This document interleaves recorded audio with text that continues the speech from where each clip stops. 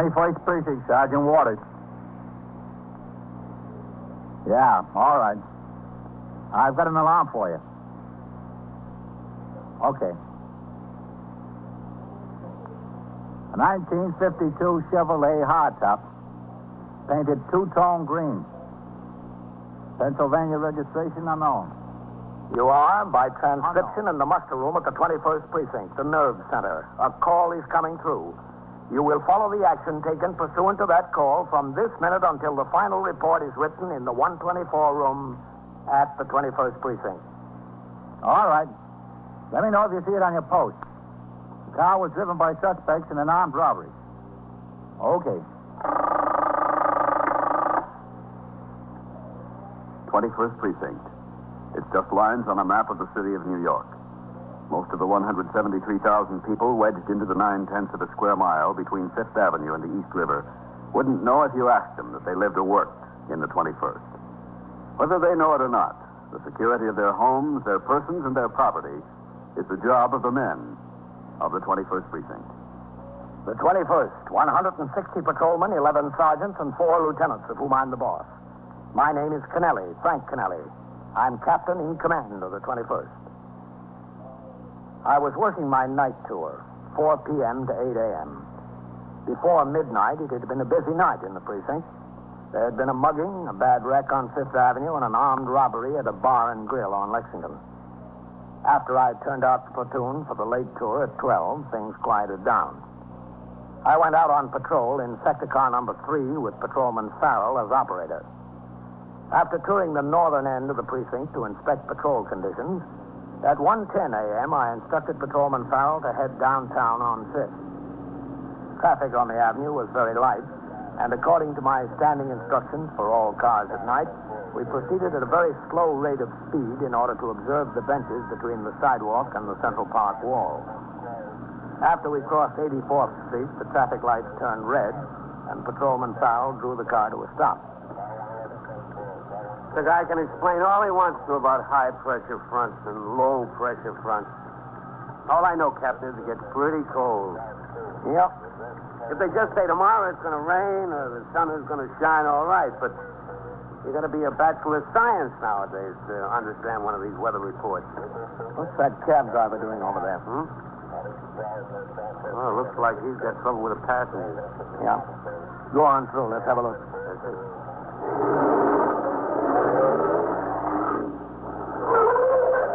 That's it, all right. What's the trouble, Mac? I passed out dead drunk in a car. All right, Farrell, let's give him a hand. That's it. Okay. I don't know why I always draw this kind of guy. Every time I drive around like get a guy in a tuxedo, I can smell trouble. He's got some load on, all right. Where were you taking him? Where? I asked him where. Uptown. He said drive uptown, and he let me know. Where'd you pick him up? 52nd Street All there. right, come on, mister. Had some babe with him. Come on. They must have come out of one of the clubs. They got in the car, and he said drive around the park. what do you She think? says, no, I want to go home, she said. Guy says he wants to talk to her. So she says, okay, drive around the park a few minutes. He's out like a light. You're telling me. So I come in the park, and I drive around like he says. Well, he's getting a little bit free with the hands, but this babe knows how to take care of herself. He thrusts, she parries, you know what I mean? Then I see I better step in because I don't want no trouble in my car. So I went back and I tell him, look, mister, I tell him, I don't care what you do at home, but in my car, if a lady don't want to let you kiss her, you don't kiss her. He said I should drive the car and mind my own business. I told him if it wasn't my business, whose business was it? Where'd she go? She had sense enough to cut loose at the first opportunity, which is more than I can say for myself. See what you can do with him, pal. That's it. I'll try. All right. Where did she go? Well, we were in the park. First thing I figured I got to do is get out of there. All right, what do you say? I came out of 72nd Street, and when I get there, the light is red. So we grabs her again. She dodges him. She sees the car is stopped. She opens the door and gets out. This guy's really been to the well, Captain. Yeah. Well, that's okay with me if she wants to beat it, and the guy don't seem to mind too much anyway.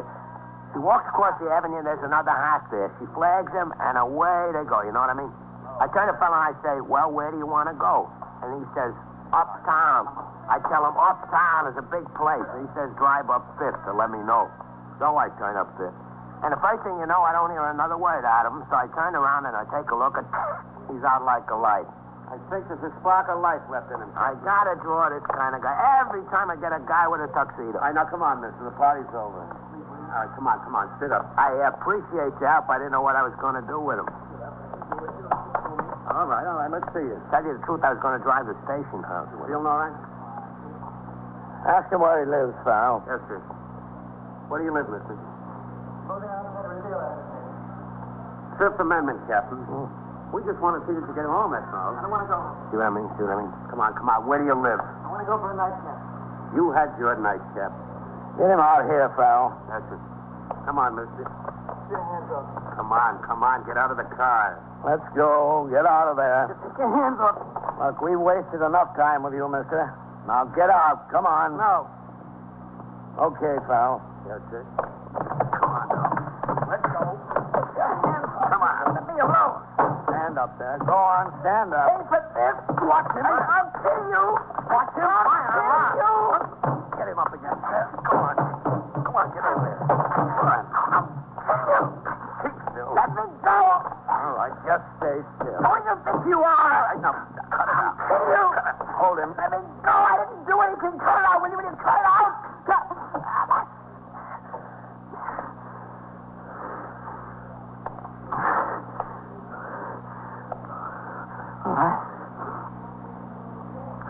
All right. Look, fellas, I'm okay.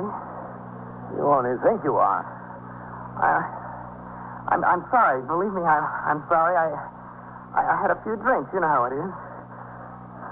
Come on, be nice guys, will you? Why don't you be a nice guy instead of swinging at us? Well, I'm sorry about that. I'm sorry I hit you. Did I do any damage? I didn't hurt you, did I? I'm sorry. That's good. Say sorry, mister. I had a couple of drinks. You know how it is. Driver, get his hat out of the car, will you? Yes, sir. Come on, huh?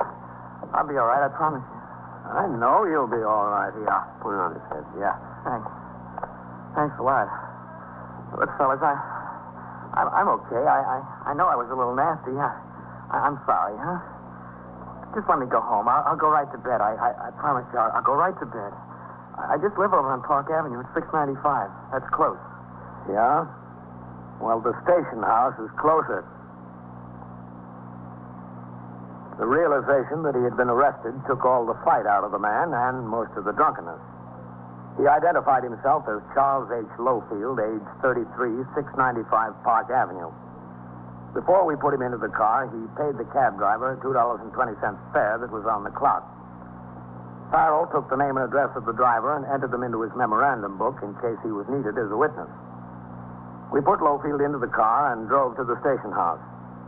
There, we walked up the front steps with him and into the muster room where Lieutenant Gorman was on the job as desk officer and Sergeant Waters on telephone switchboard duty.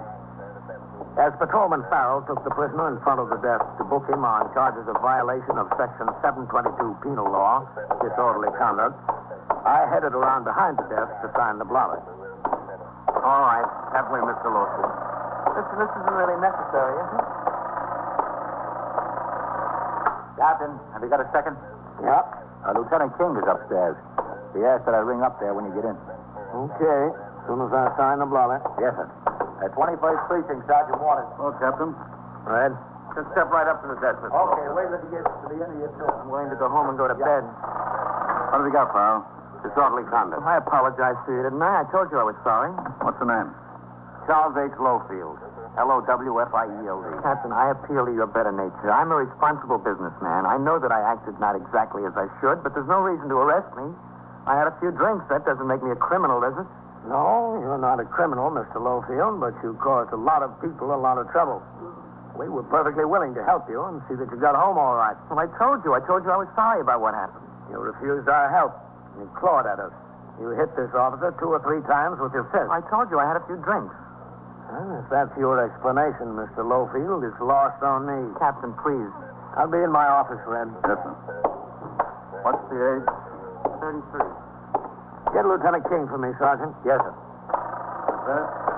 695 Park Avenue.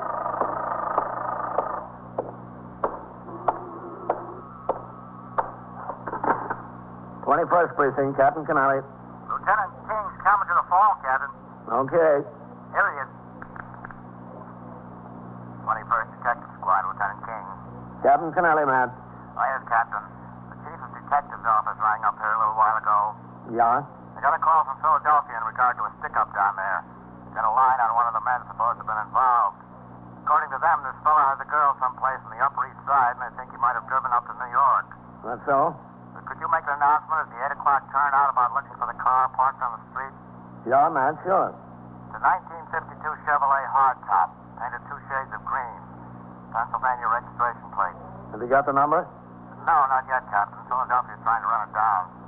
Okay. You think it would do any good to give it to the men on this tour as they ring in? All right, Captain. Sure, that might help. Okay, Matt, we'll get it out to them. Thanks. Right.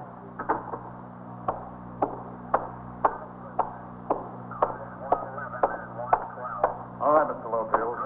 You'll have a hearing in District Magistrate's Court at 10 a.m. 10 a.m.? That's right. About finished, pal? Yes, Captain. What do I do until then?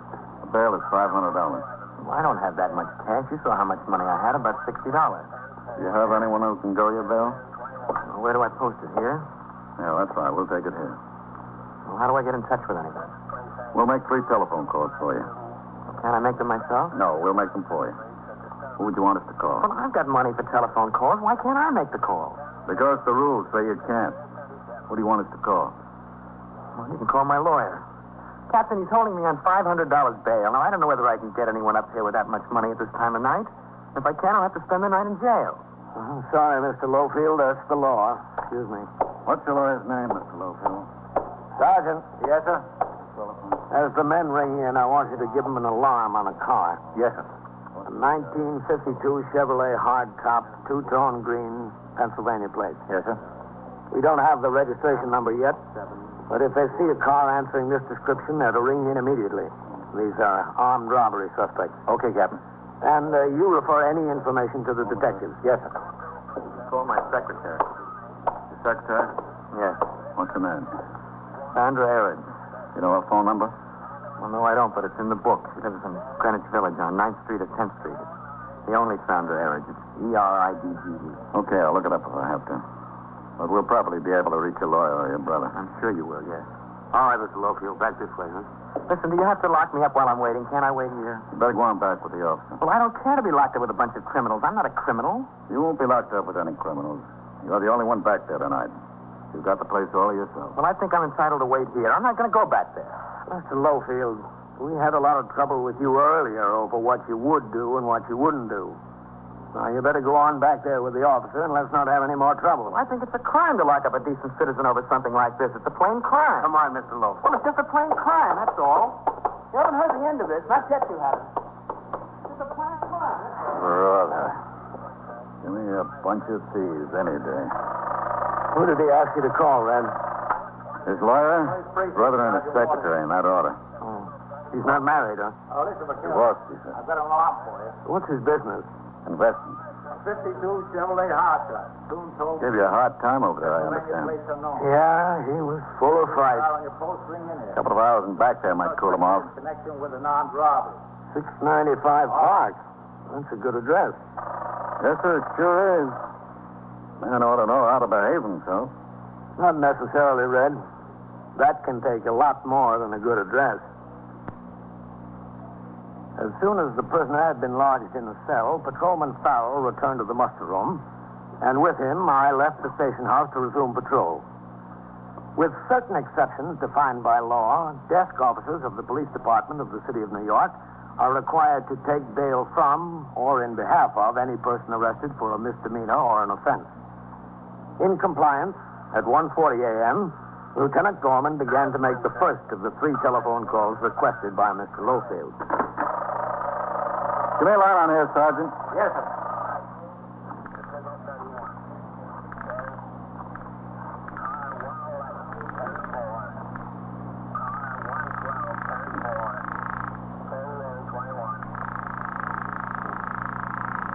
What time are you taking your meal, Lieutenant? About 2:30, I guess. This lawyer is a sound sleeper. Well, I guess to put up with his clients all day, he has to be. Where does he live? I don't know. It's an El Dorado number. Not too far from here, I guess.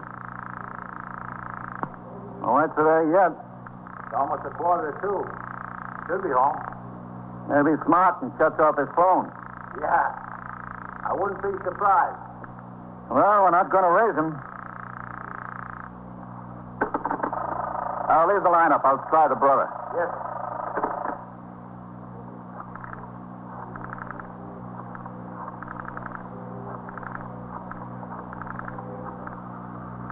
Put Farrell on reserve at 5 a.m. if he has to go to court. Yes, sir. We could take Meister off his post and put him in a car. Yeah, that'll be all right.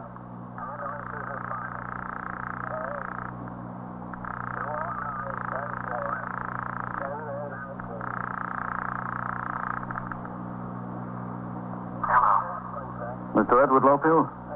Yes, who is it? This is Lieutenant Gorman at the 21st Precinct, Mr. Lofield. You got my brother there. Yes, that's right, Mr. Lofield. We're holding him in $500 bail. Well, I'll tell you what you can do. You can keep holding that drunken bum. All right, Mr. Lofield. He thinks I'm getting dressed at 2 o'clock in the morning. If I'm in the cold to bail him out, he's out of his mind. Okay. I told him last time I wouldn't do it again. He's going to keep getting himself into these jams. He better carry bail money in his shoe or someplace. I've had enough. You don't have to yell at me, Mr. Lofield. I'm only calling because he asked me to. Yes, you're right. I just felt like screaming at someone. That's okay. I don't blame you. Guy's got a good business. He makes a lot of money. The trouble is, he thinks life is one great big party. Well, you can tell him it's no party for me. Let him spend a night in jail. All right. I'll give him your message. I wish you would. Okay, Mr. Lofield. I'm sorry to bother you. It's all right. Goodbye. Goodbye. His brother says let him rot. Are you going to make another call? I've got to look up the number. Yes, sir. Says a night in jail will do him good. He can get an argument from the one that's in. Yeah, I guess he could. 21st Precinct, Sergeant Waters. Okay. Oh, listen, I've got an alarm for you. 1952 Chevrolet hardtop, two-tone green. Pennsylvania registration unknown. Yeah, Pennsylvania. Yes, yes. Sandra Evans. Yeah, that's right. If you see the car parked on your post, ring in here. It's wanted in connection with an armed robbery. Okay. 389. Who's Sandra Edwards? The secretary? Yeah. Give me a line on here, Sergeant. Yes, sir.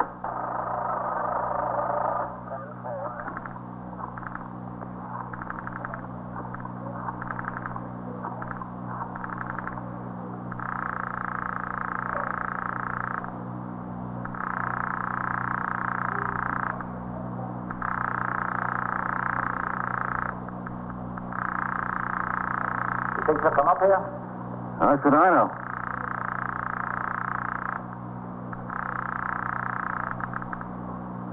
Hello?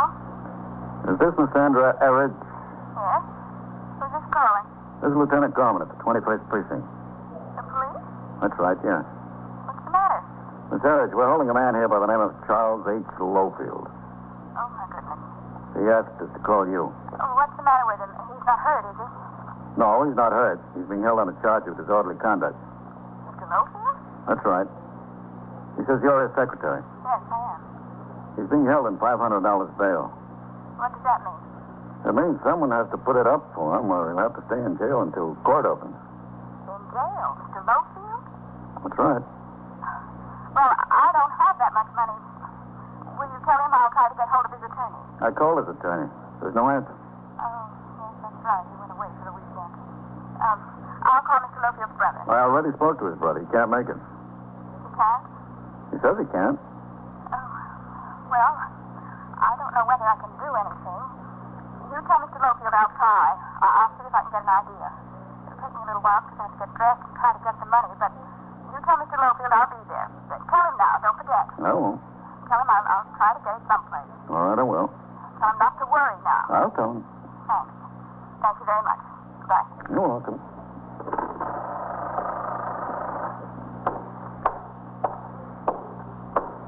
The secretary coming, Lieutenant? Yeah. Well, it proves it.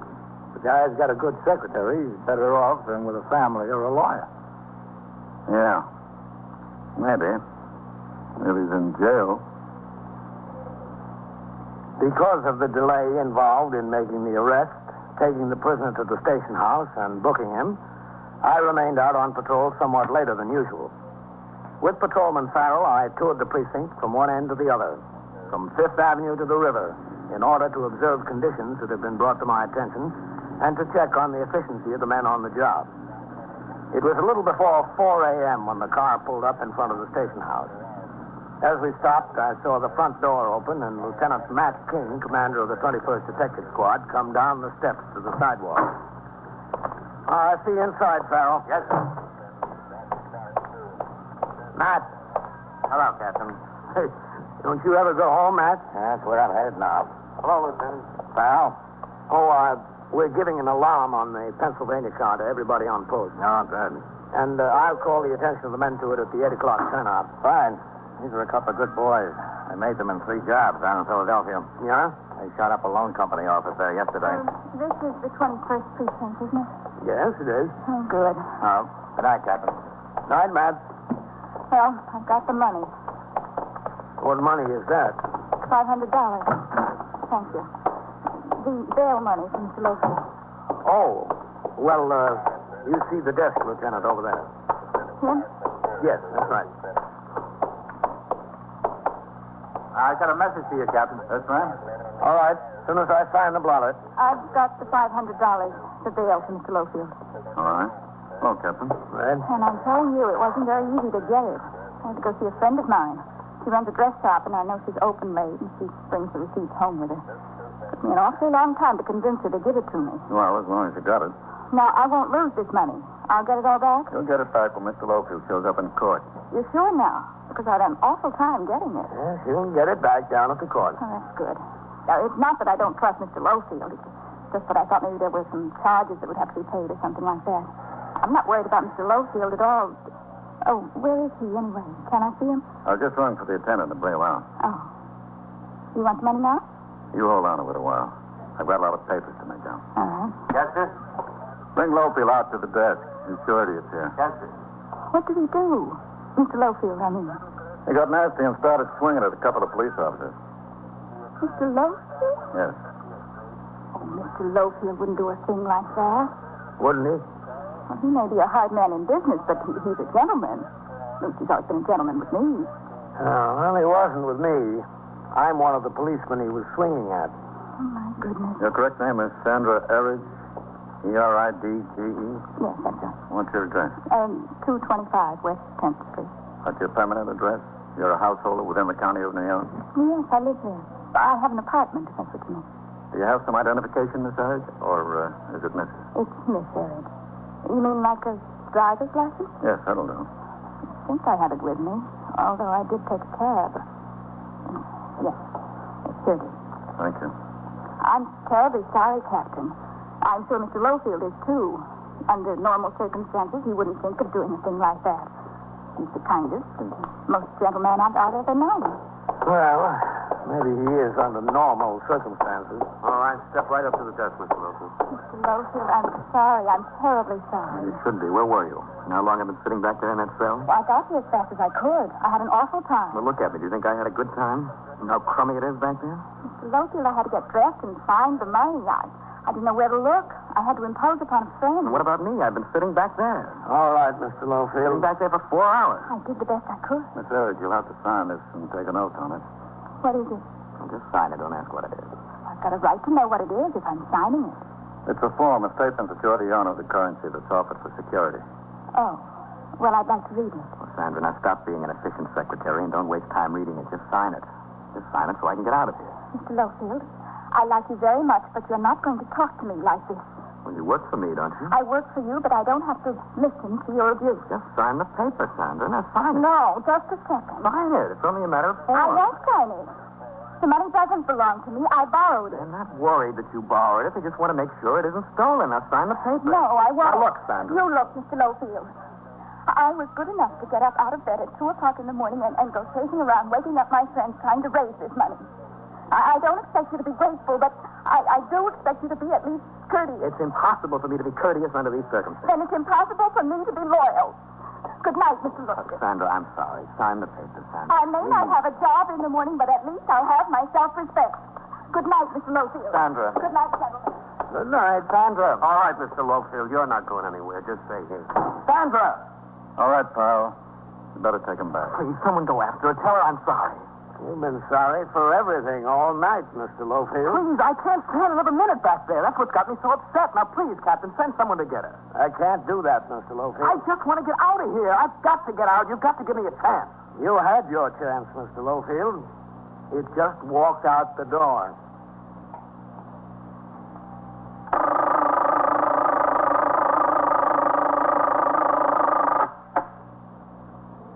'21st Precinct, Sergeant Waters.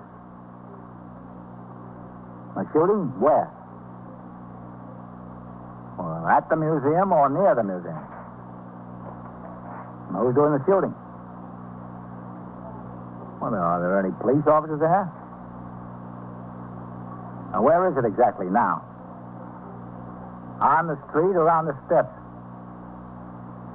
Where? Talk into the phone, would you? All right. I'll send the officers right now. And so it goes. Around the clock, through the week, every day, every year. A police precinct in the city of New York is a flesh and blood merry-go-round. Anyone can catch the brass ring, or the brass ring can catch anyone. 21st Precinct, transcribed. A factual account of the way the police work in the world's largest city is presented with the official cooperation of the Patrolmen's Benevolent Association, an organization of more than 20,000 members of the Police Department, City of New York. Everett Sloan in the role of Captain Kennelly, Ken Lynch as Lieutenant King, Harold Stone as Sergeant Waters.